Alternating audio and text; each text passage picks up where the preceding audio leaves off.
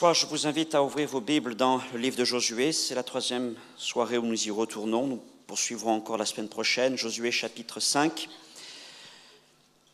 Nous sommes toujours dans cette série de rentrées que j'ai intitulée « Ce que ton pied foulera ». Nous avons parlé d'abord de la promesse que Dieu nous donne. Nous foulerons de nos pieds la terre de Canaan. Nous avons vu la semaine dernière qu'avant cela, il nous faut mouiller nos pieds dans les eaux du Jourdain. Et aujourd'hui, nous allons parler de mettre nos pieds à nu, les pieds nus.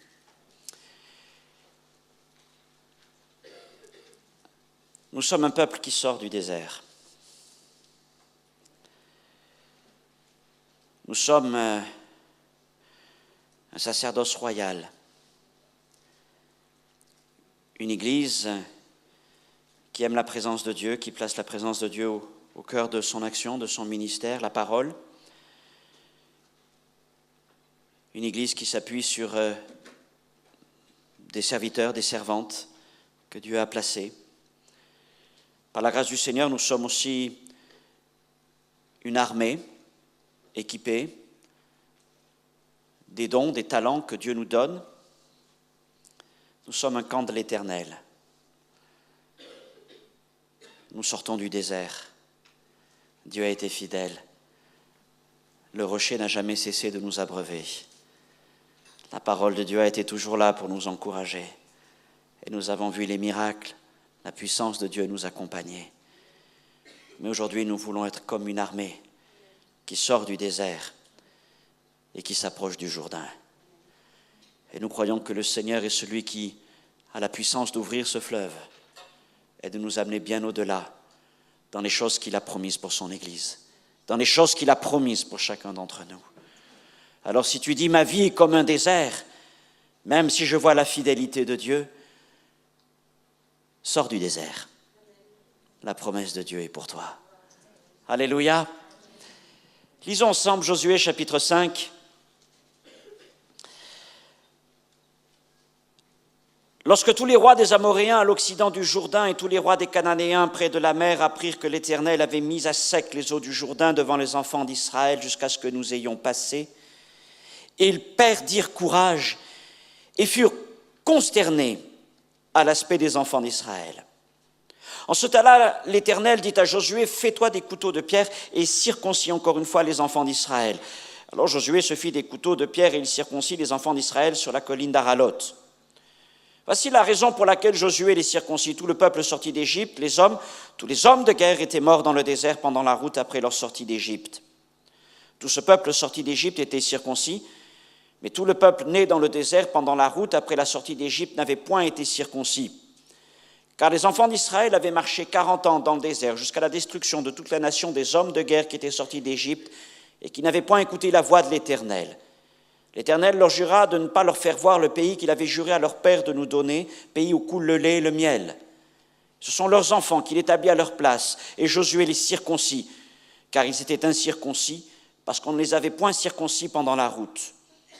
Lorsqu'on eut achevé de circoncire toute la nation, ils restèrent à leur place dans le camp jusqu'à leur guérison. L'Éternel dit à Josué, « Aujourd'hui j'ai roulé de dessus vous l'opprobre de l'Égypte. » Et ce lieu fut appelé du nom de Gilgal, roulé jusqu'à ce jour. Les enfants d'Israël campèrent à Gilgal, et ils célébrèrent la Pâque le 14e jour du mois, sur le soir dans les plaines de Jéricho. Ils mangèrent du blé du pays, le lendemain de la Pâque, des pains sans levain et du grain rôti. Ils en mangèrent ce même jour. La manne cessa le lendemain de la Pâque quand ils mangèrent du blé du pays. Les enfants d'Israël n'eurent plus de manne, et ils mangèrent des produits du pays de Canaan cette année-là. Comme Josué était près de Jéricho, il leva les yeux et regarda. Et voici un homme se tenait debout devant lui, son épée nue dans la main. Il alla vers lui, il lui dit, « Es-tu des nôtres ou de nos ennemis ?» Il répondit, « Non, mais je suis le chef de l'armée de l'Éternel, j'arrive maintenant. » Et Josué tomba le visage contre terre, adora et dit, « Qu'est-ce que mon Seigneur dit à son serviteur ?» Et le chef de l'armée de l'Éternel dit à Josué, « Ôte tes souliers de tes pieds, car le lieu sur lequel tu te tiens est saint. » Et Josué fit ainsi. Amen. La traversée du Jourdain venait une fois de plus témoigner de la puissance et de la fidélité de Dieu à l'égard d'Israël. Et tout Israël avait passé le Jourdain, comme nous l'avons vu la semaine dernière. Et maintenant, Israël foulait de ses pieds les plaines occidentales du Jourdain près de Jéricho. C'était déjà une victoire. Après tant d'attentes, de combats, d'épreuves, enfin la terre de Canaan. Cependant, devant eux se dressait la grande ville.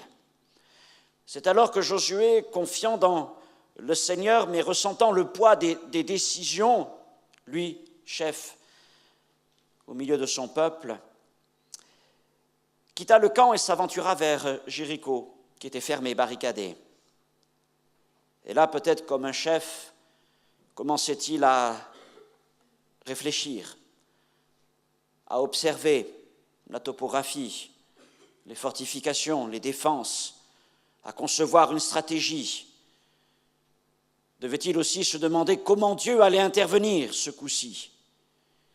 Mais quelles que furent ses pensées, tout cela fut interrompu par l'apparition d'un homme en armes devant lui.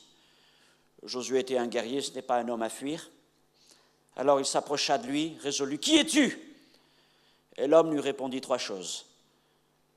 D'abord, qui il était? Je suis le chef des armées de l'Éternel, et ça c'est une bonne nouvelle. Deuxièmement, qu'il arrivait maintenant, et donc pas avant. Ce qui veut dire, nous allons voir qu'il y avait un timing, un agenda de Dieu, avant qu'il intervienne en vue du combat.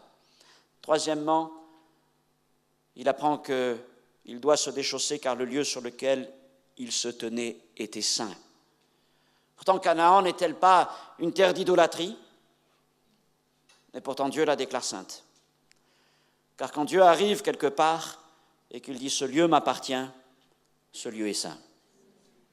Il le sanctifie. Ainsi donc, avant de fouler plus loin la terre de Canaan de ses pieds, et encore plus de pouvoir poser le pied sur le cou de leurs ennemis, Josué et Israël devaient se déchausser devant le Dieu saint à Gilgal. Gilgal veut dire rouler, nous allons y venir. Et ce lieu de Gilgal, entre le Jourdain et Jéricho, était un lieu où Dieu donnait rendez-vous à Israël. Ils avaient franchi le Jourdain, mais avant d'arriver à Jéricho, il devait se passer quelque chose en ce lieu de Gilgal. Et c'est un lieu où Israël et Josué apprendraient plusieurs leçons importantes que nous allons voir un peu ce soir, des leçons qui concernent le temps de Dieu, la consécration, la foi. Et tout ceci peut se résumer par cette idée, c'est que nul ne foulera davantage la terre de Canaan, nul ne mettra son pied sur le cou des ennemis si d'abord il ne s'est pas déchaussé devant Dieu. Ce soir, mon plan s'appuie sur les 4 tableaux qui s'enchaînent dans ce chapitre. Regardez, ça va vous aider à mieux comprendre ce chapitre. Tout d'abord, vous avez le premier verset qui est un peu long, et c'est le premier tableau à lui tout seul. Il nous rapporte la consternation et la terreur des rois de Canaan après la traversée miraculeuse du Jourdain. Ensuite, des versets 2 à 8, il est question de la circoncision des hommes de la nouvelle génération d'Israël. Versets 9 à 12, la célébration de la Pâque et la cessation de la manne. Et enfin, versets 13 à 15, le chef des armées de l'Éternel vient à la rencontre de Josué. Alors, ce soir, donc, le plan, on va suivre un peu l'enchaînement de ces tableaux et nous allons commencer par le tableau numéro 1, le verset 1er, que je pourrais intituler « Le temps de Dieu ». Le verset 1 nous dit donc, et c'est là aussi une bonne nouvelle, qu'après avoir vu comment Dieu avait ouvert le Jourdain devant Josué et Israël, les armées ennemies, les armées de Canaan qui les observaient, furent alors comme totalement démoralisées avant même d'avoir lancé le moindre combat. Elles étaient déjà résignées à subir leur destin. Alors des hommes de guerre pourraient dire, c'est le bon moment. C'est le bon moment pour conduire une attaque. Le moral de l'ennemi est au plus bas. Allons-y, profitons-en. Mais le temps de Dieu n'est pas le temps des stratèges. Car Dieu n'est jamais pressé, il n'est jamais en retard, il n'est jamais pris de court, et surtout, Dieu a la liberté de prendre son temps. et de conduire les choses selon son planning. Car pour Dieu, il y a des priorités et des principes spirituels qui sont bien plus importants et fondamentaux pour la victoire qu'un bon timing pour lancer une attaque. Et c'est ainsi qu'au lieu d'ordonner à Josué de faire monter le peuple à l'assaut, Dieu lui commanda de demeurer à Gilgal. Gilgal veut donc dire rouler. Et ce fut non seulement le premier lieu de campement du peuple d'Israël en Canaan, mais ce lieu deviendra aussi pendant quelque temps, quelques années peut-être, le QG duquel les armées d'Israël menèrent leur attaque et leurs incursions dans le pays de Canaan, et le lieu vers lequel ces armées revenaient après chaque victoire. Et là, dans ce lieu de Gilgal, Dieu leur demanda de faire quelque chose qui, humainement parlant et certainement militairement parlant, semblait totalement décalé pour une armée à la veille d'une bataille. Parce qu'il apparaît même que ces choses que Dieu exigeait mettaient le peuple, l'armée, dans une situation risquée, voire périlleuse, face aux ennemis qui sont là. Israël est sur le terrain de l'ennemi et il se met dans une situation difficile, parce que Dieu leur demande. Les guerres de Dieu sont spirituelles. Si nous espérons y participer et les remporter, il convient que nous agissions dans le temps de Dieu et selon les méthodes de Dieu. Et ce que Dieu demandait ce jour-là à Josué et à Israël dans les plaines de Gilgal, c'est d'accepter de se préparer selon le plan de Dieu. Et ce que Dieu demande à Gilgal, à Josué et Israël, il le demande à chacun d'entre nous. Nous pouvons voir le miracle de Dieu et passer le Jourdain parce que nous avons la foi. Et nous disons, Jéricho est à portée.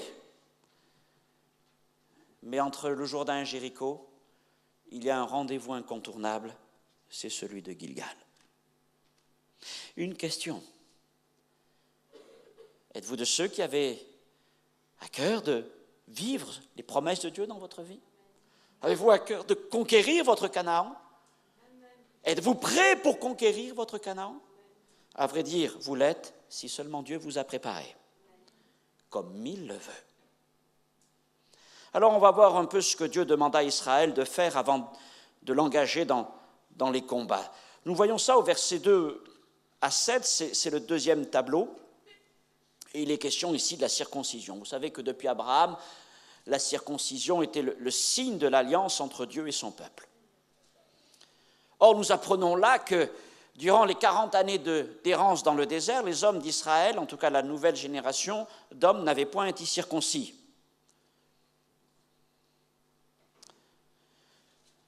Les 40 ans de désert, vous savez qu'il n'en est pas question dans la Bible? C'est 40 années de silence. Vous ne trouvez aucun verset au sujet de ce qui s'est passé pendant ces 38 années.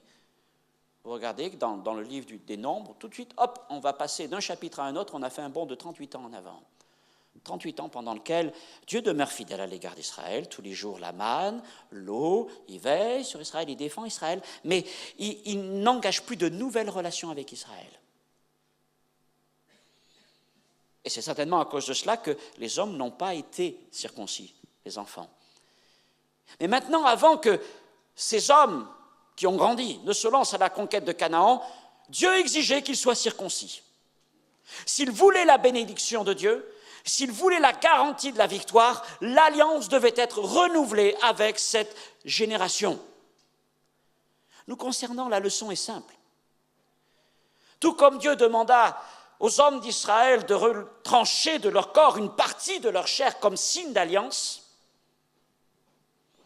Dieu nous appelle à un véritable acte spirituel et moral de circoncision. Non pas simplement les messieurs, mais chacun d'entre nous. Et cet acte de circoncision spirituelle et morale est lié à notre baptême. C'est ce que Paul enseigne dans Colossiens 2, versets 11 à 12.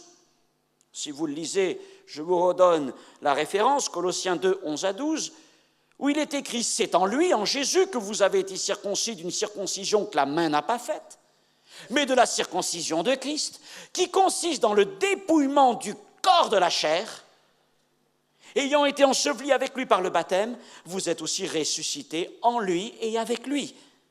Il y a donc un lien entre le baptême et la circoncision en Jésus-Christ. Le passage du Jourdain est une image du baptême, un type, on dit, du baptême. Le baptême qui est l'acte d'alliance entre Dieu et l'homme nouveau en Jésus. Alors, je n'ai pas le temps de développer ce point, mais je vous laisse y réfléchir un petit peu. Mes frères et sœurs, mes amis, votre baptême possède-t-il les caractéristiques du passage de la mer Rouge et du Jourdain? Qu'est-ce que je veux dire? Beaucoup de chrétiens ne franchissent que la mer Rouge. Vous savez que Paul dit dans les Corinthiens aussi que le passage de la mer Rouge était un symbole du baptême. Mais le baptême dans l'image de la mer Rouge, c'est un baptême de délivrance du péché, un baptême de délivrance du monde.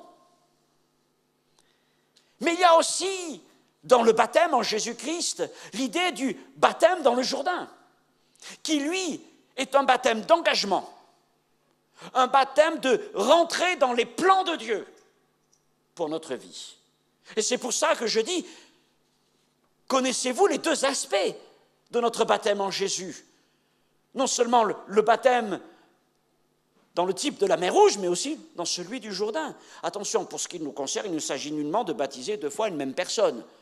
On ne va pas le baptiser une première fois d'un baptême de délivrance et une deuxième fois d'un baptême d'engagement.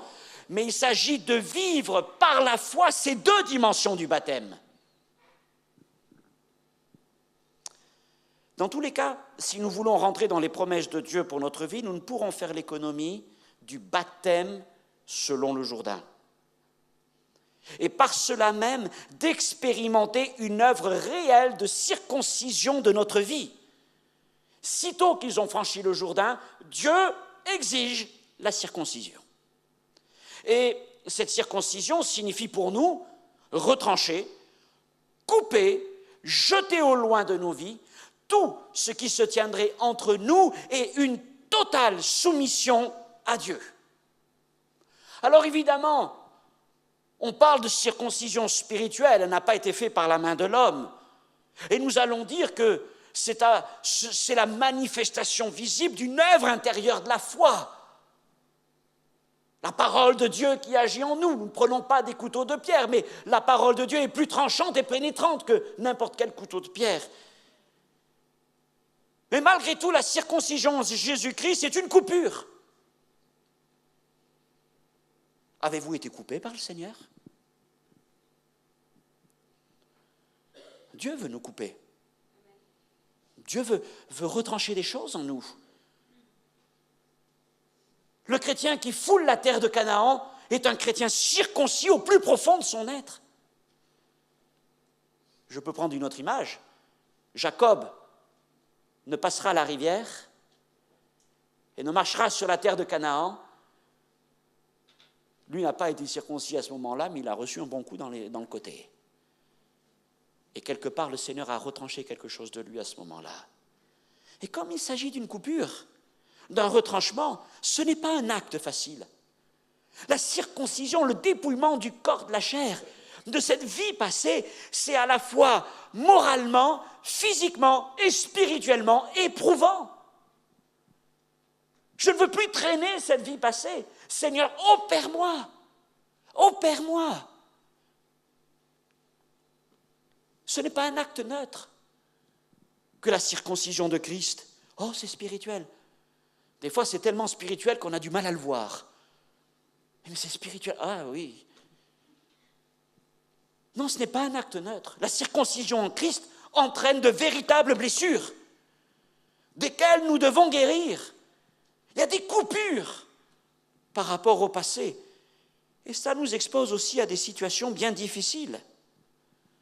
En termes simples, la circoncision en Christ représente le passage d'une vie autrefois dominée par la chair, par les désirs, les passions, le monde, à une vie conduite par le Saint-Esprit. Et nul ne peut entrer dans la terre promise s'il n'est conduit par l'Esprit de Dieu, car ce ne sont ni la chair ni le sang qui héritent du royaume de Dieu. La circoncision représente donc en Jésus-Christ le fait d'être délivré de soi, de rompre avec les habitudes et les attitudes charnelles et d'être conduit par le Saint-Esprit. On ne peut pas faire l'économie de cela. Dieu n'ouvrira jamais les portes de Jéricho, ne fera jamais tomber les murailles de Jéricho si d'abord nous ne sommes pas passés par Gilgal. Je voudrais m'arrêter sur le verset 8, regardez-le. Il est question là de l'achèvement de la circoncision et un temps où ils sont restés à leur place à Gilgal. Donc Israël avait établi son camp à Gilgal, dans les plaines occidentales du Jourdain, pas trop loin de Jéricho, et donc à portée d'une attaque des armées cananéennes. La situation n'est-elle pas étonnante? Avant d'envoyer ses troupes à l'assaut, le Seigneur leur infligeait délibérément une blessure douloureuse. C'est quand même quelque chose d'étonnant, non? Celui qui va se présenter comme le chef des armées demande que ses soldats soient blessés dans leur corps.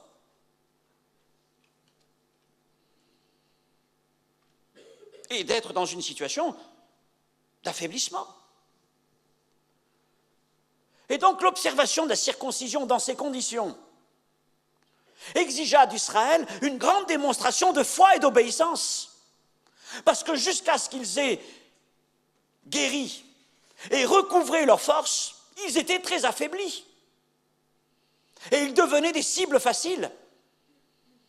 Vous vous rappellerez peut-être l'histoire de la fille de Jacob, Dina, et de ses deux frangins, Simon et Lévi, qui, malins, ont dit « On te donnera notre sœur Dina qu'à condition que vous soyez circoncis. » Le brave prince l'accepte et tous les autres, parce qu'ils l'aiment bien, l'acceptent aussi, ils sont tous circoncis et Simon et Lévi en profitent pour leur tomber dessus et les liquider parce qu'ils étaient tellement malades, tellement souffrants qu'ils ne pouvaient rien faire.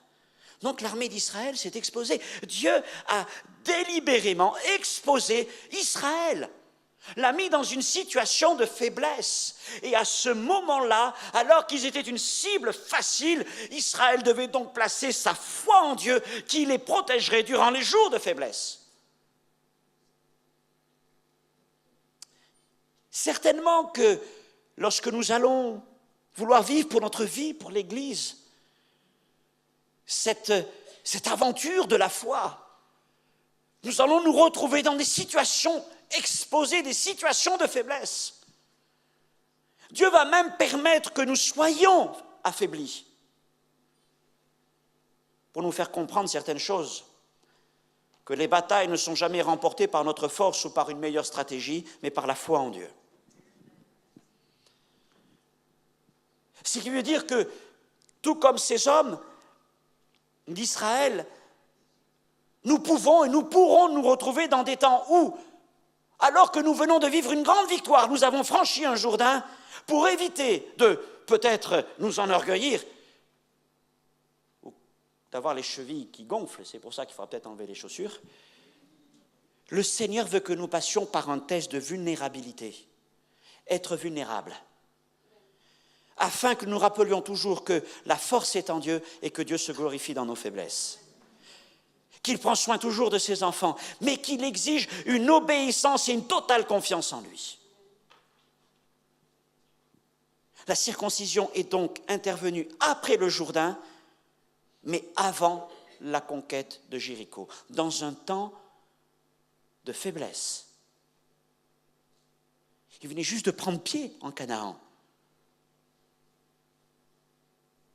Vous imaginez, on a tous revu les films du D-Day au mois de juin dernier. Et si le général Eisenhower,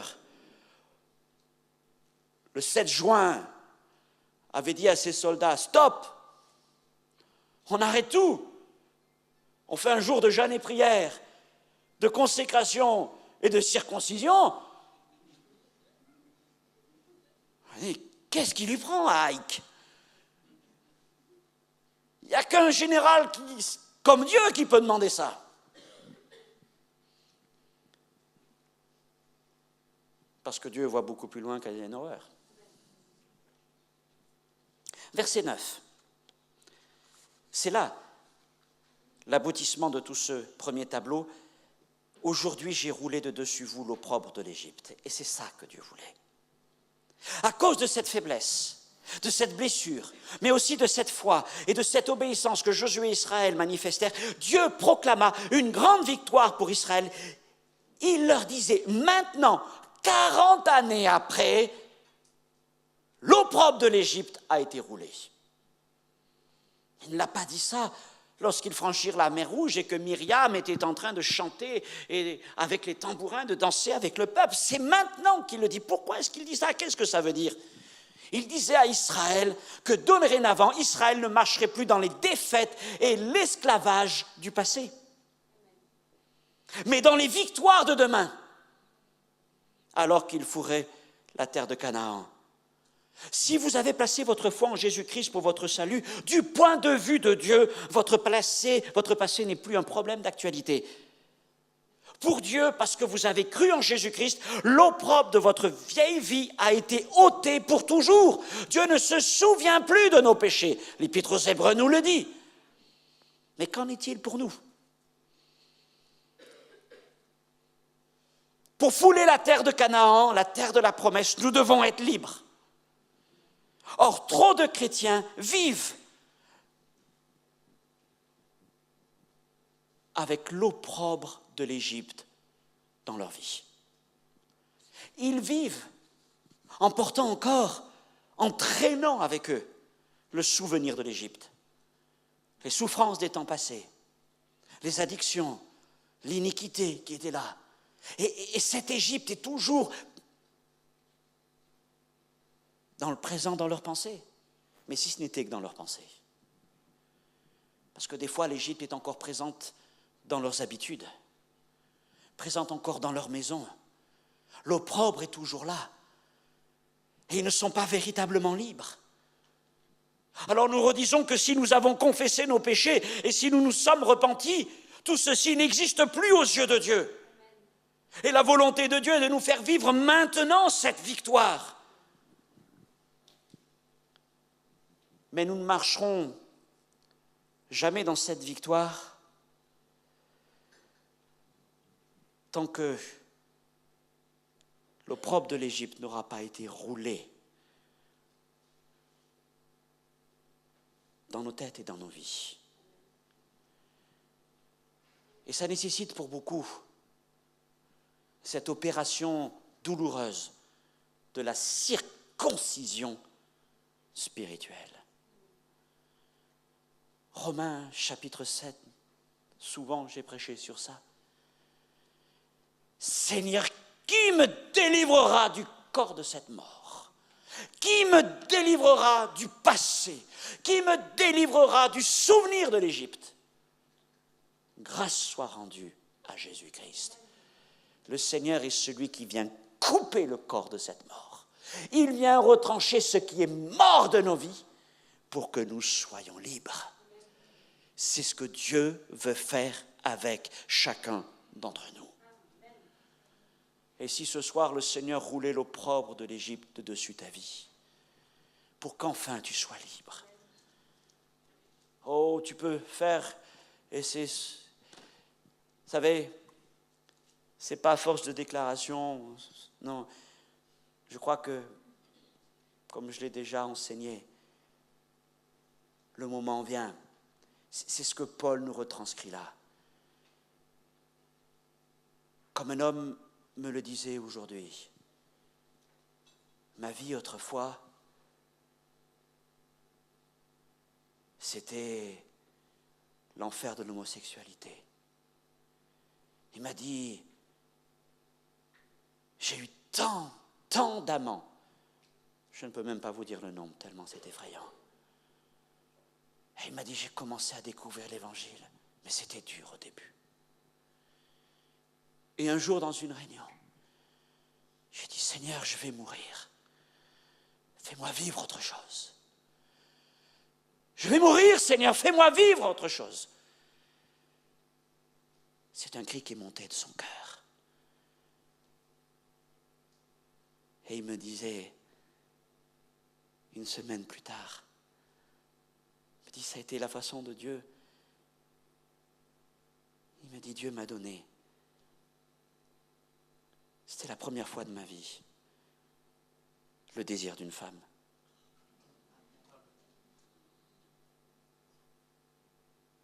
Parce qu'à un moment, un cri est venu de son être tout entier. Et c'est ce que Paul dit, mais qui me délivrera du corps de cette mort? Et quand on peut rompre avec cela, Dieu est celui qui intervient d'une manière glorieuse.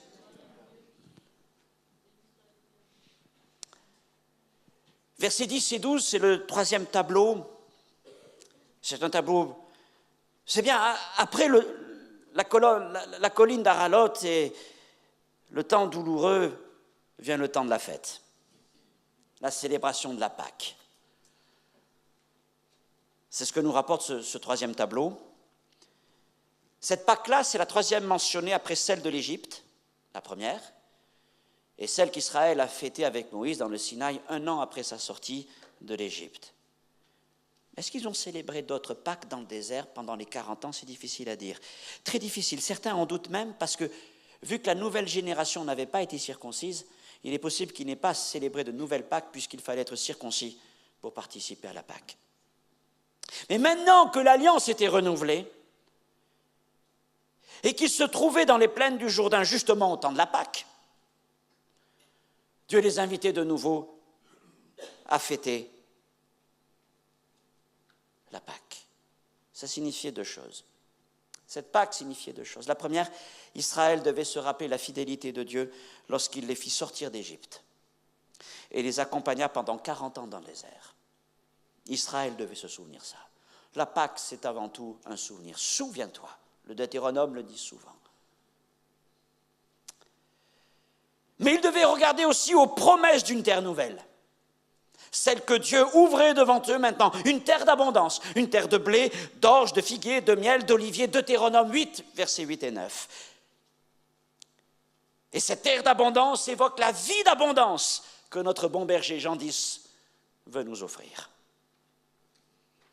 Il y avait donc à la fois un souvenir, mais il y avait aussi une annonce prophétique.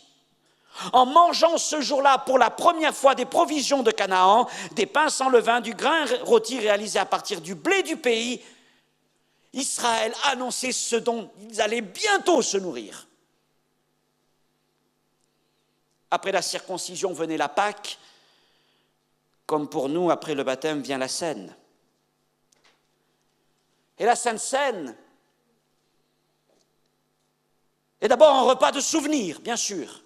Nous faisons ceci en mémoire de Jésus, de son sacrifice à la croix, de sa fidélité.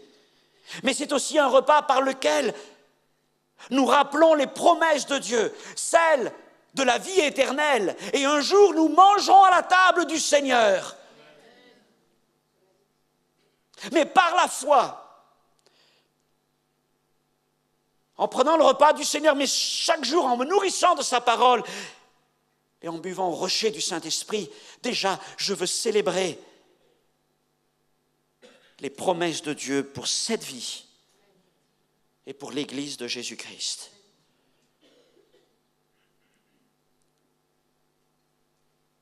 Ils fêtèrent la Pâque, mais c'est aussi le dernier jour où ils allèrent collecter la manne.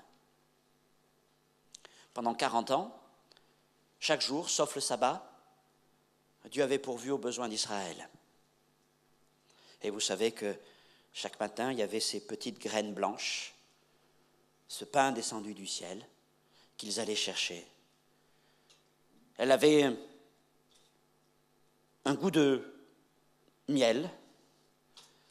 Et quelqu'un me disait, elle avait le goût de miel, mais ce n'était pas encore le gâteau de miel que Dieu avait promis à Israël. Celui-là, il ne pourrait le manger que dans la terre de Canaan. Mais c'était un témoignage de la fidélité de Dieu. Et tous les jours, ils avaient ce gâteau. Mes frères et sœurs, que de fois dans l'attente de Canaan, dans l'attente de la promesse, Dieu m'a donné sa manne. Ah, quel goût! Nous avons goûté aux prémices du royaume de Dieu. Sa parole, sa présence, ses encouragements, ses dons, ses bénédictions. Mais tout ça, ce n'est rien par rapport au jour où nous mangerons les gâteaux de miel. Mais pendant tous les jours de notre marche dans le désert, nous avons la possibilité chaque matin d'aller chercher la manne. Et ce goût de la présence de Dieu nous annonce ce que nous mangerons, non seulement dans les cieux, mais lorsque nous rentrerons pleinement dans l'héritage de ce que Christ a promis pour nous. Maintenant que le peuple était rentré en Canaan, la manne s'arrêtait. Ils étaient sortis du désert et Israël allait dorénavant manger les récoltes de la terre promise. Dieu changeait sa façon de subvenir aux besoins du peuple. Mais Dieu pourvoirait toujours aux besoins du peuple. C'est ce que j'ai déjà mentionné plusieurs fois. Ça s'appelle, encore une fois, la codépendance. C'est vrai qu'au temps de la manne, Dieu donnait tout, le peuple n'avait qu'à sortir. Hop, la manne était là, ils remplissaient leur homer et ils en avaient pour la journée. Mais maintenant qu'ils étaient en Canaan, ils devaient prendre les pioches, les pelles, etc. Et ils devaient aller retourner la terre, ils devaient semer, ils devaient attendre, ils récolteraient, ils mangeraient, mais c'est Dieu qui ferait croître.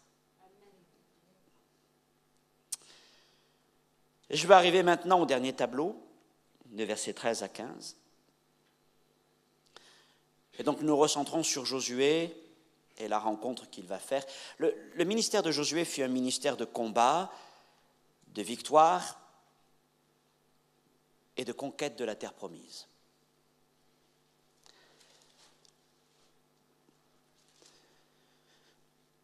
Josué avait déjà eu quelques expériences personnelles avec Dieu, que ce soit à travers Moïse, puisqu'il l'avait accompagné sur la montagne. Vous savez aussi que Josué avait l'habitude de se tenir dans la tente où Moïse priait avec Dieu. Mais ce fut à Gilgal que le Seigneur se révéla particulièrement dans sa vie, dans la vie et le ministère de Josué sous le nom du chef de l'armée de l'Éternel. La plupart des spécialistes du texte disent qu'il ne faut pas y voir simplement une apparition angélique, mais une véritable Christophanie, c'est-à-dire une apparition de Christ. C'est notre Seigneur qui apparaît là. Avant son incarnation, le Fils de Dieu apparaît ce jour-là sous cette forme corporelle à Josué. Et cette rencontre extraordinaire va amener à Josué à comprendre ce point. C'est lui qui est au contrôle. Lui qui est au contrôle des manettes. La première chose que je rappelle, puisque ça va faire lien avec ce que je disais avant, c'est ce mot. Il est petit, attention, mais tellement important. J'arrive maintenant. Ça, c'est le timing de Dieu. J'arrive maintenant, après que vous ayez franchi le Jourdain et non pas avant. Le chef de l'armée de l'Éternel n'est donc pas apparu dans le désert. Il est apparu en Canaan. Il apparaît après les jours de circoncision et de la fête de Pâques, après qu'Israël ait renouvelé et célébré à travers la Pâque son alliance avec Dieu. Il y a donc un timing de Dieu. De cette rencontre, Josué a appris deux choses importantes. La première, c'est qu'il ne devait avoir peur de rien. Il est impressionnant, celui qui vient à lui. Je suis le chef de l'armée de l'Éternel. Et en plus, il a une épée nue à la main. J'aimerais voir le Seigneur avec son épée à la main.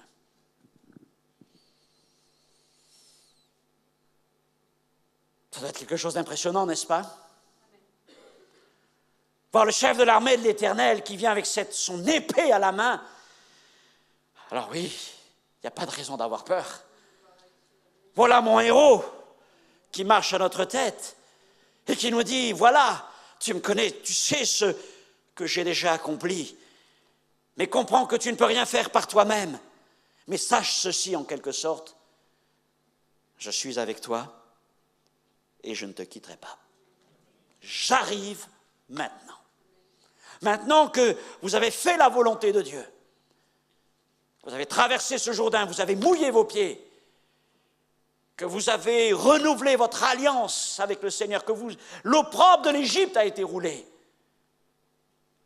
que le monde a été mis dehors, que vous avez retranché de vos vies le monde, alors je viens, dit le Seigneur.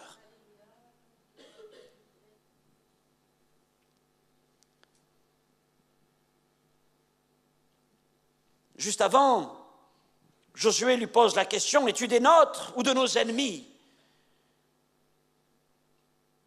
J'aime bien la réponse. On a une question ouverte. Et la réponse qui vient, ce n'est pas une réponse qui est adaptée à la question. Parce que le type de question que Josué lui adresse ne devrait pas être répondu par un oui ou par un non. Mais le chef des armées de l'Éternel dit non. Autrement dit, c'est comme s'il rejetait les deux propositions que Josué vient de lui dire. Je ne suis ni avec les armées de Jéricho, mais je ne suis pas avec toi, Josué. Parce que je suis le chef des armées de l'Éternel. Qu'est-ce que ça veut dire? Ça veut dire que le Seigneur ne vient pas se ranger aux côtés de Josué. Il ne vient pas se mettre dans les plans de Josué.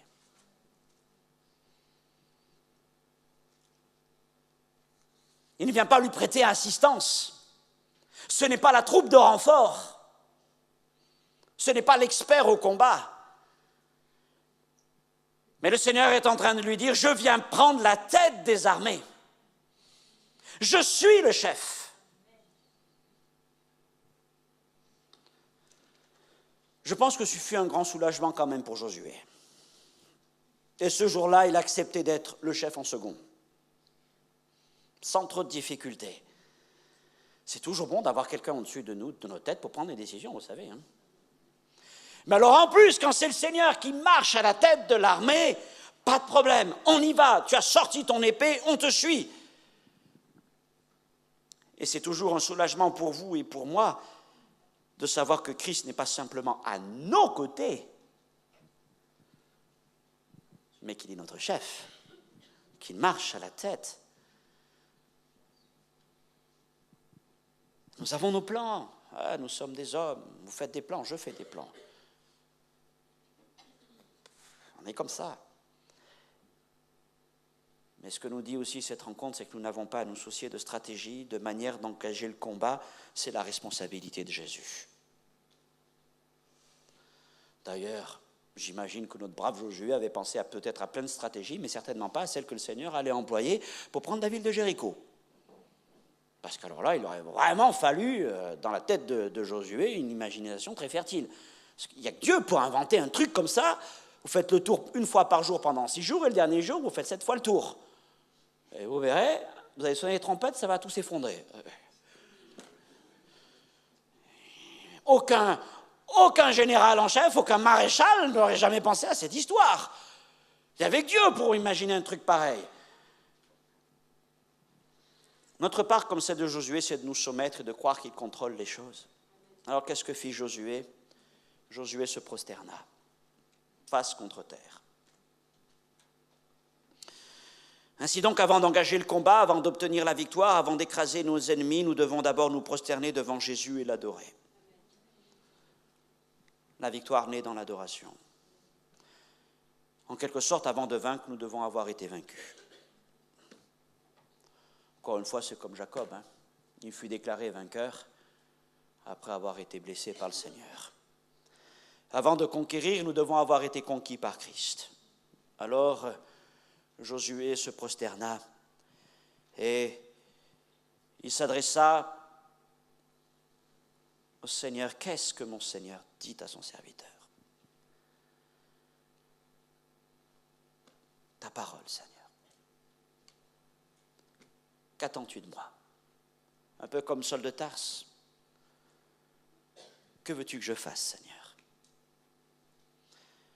C'est là que le Seigneur lui répond, déchausse-toi. Encore une fois, le drôle de réponse. Non pas fais lever tes armées, envoie telle tribu devant, la tribu de Juda, et puis non, déchausse-toi. Ôte tes souliers de tes pieds, car le lieu sur lequel tu te tiens est saint. J'imagine que ça a dû quand même faire tilt dans la tête de Josué, puisqu'il avait tellement passé de temps auprès de Moïse que Moïse lui avait certainement rapporté plus d'une fois ce moment où, là, au fond du désert du Sinaï, sur la montagne d'Horeb, alors que le buisson était embrasé par la flamme, le Seigneur l'avait appelé aussi à enlever ses souliers.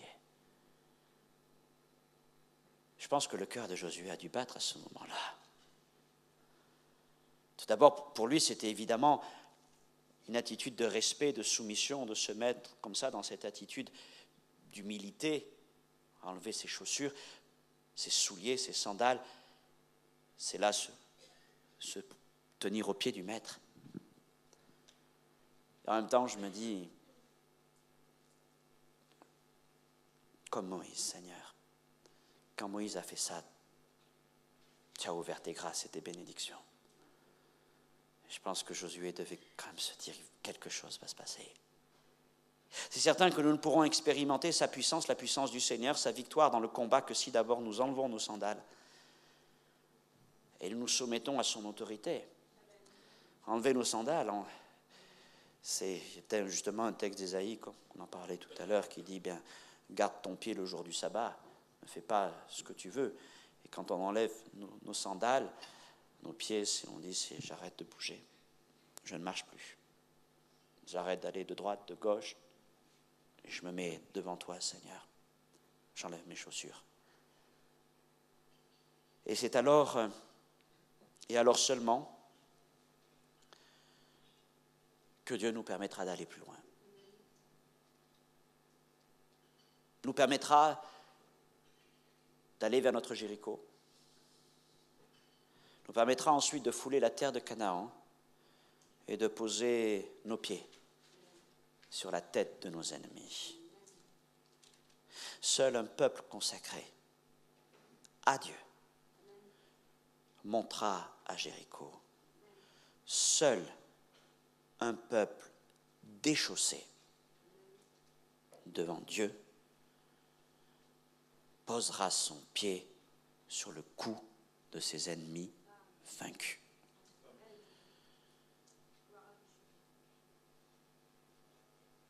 Fais de nous, Seigneur, un peuple déchaussé.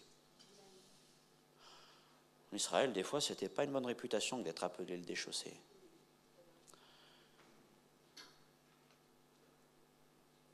Au mois d'octobre, Didier nous conduira dans un mois de prière.